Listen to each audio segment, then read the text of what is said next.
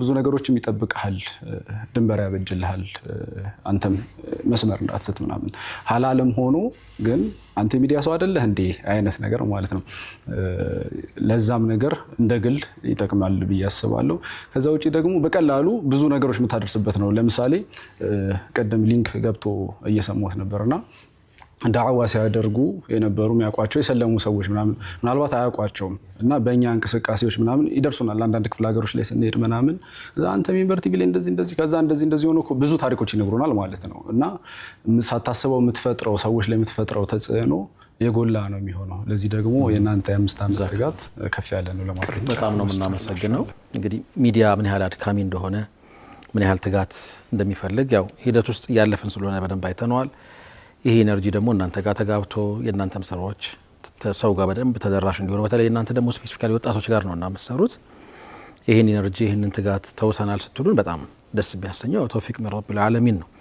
ኤምኤስ ሊግ ከሚንበር ጋር ፓርትነር እንደሆነን ይታወቃል የተለያዩ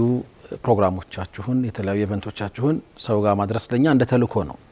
ጀስት እንደ ሙጀረድ ያኔ እንደ አንድ ሚዲያ ምናምንም ሳይሆን የጋራ የሆነ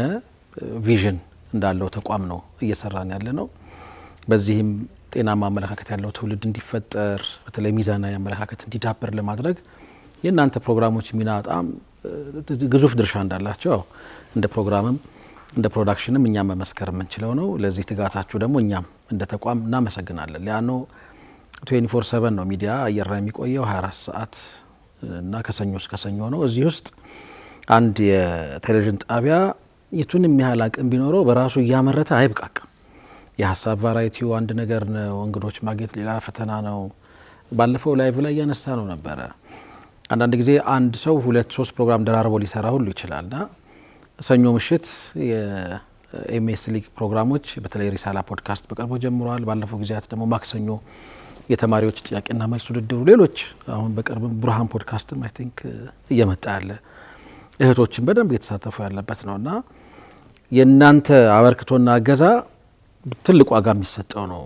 ለዛኛም በጣም ነው የምናመሰግነው ኬክ ይዘን ብንጠብቃችሁ ጥሩ ነበር ያልኩ ቢሆንም ያው ልጆች ናቸው በሚንበር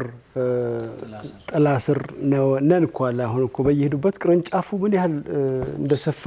ማሳያም ነውና ስትናገር በጣም ነው ያስደስተኝ በተለይ ከአዲስ አበባ ውጪ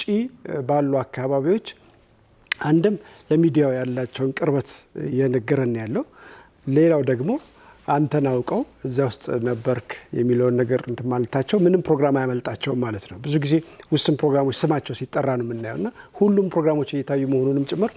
ያሳያል በጣም ደስ የሚል ነገር ነው አንድ ማንሳት ፈልገው ነገር የዚህ ለብሔራዊ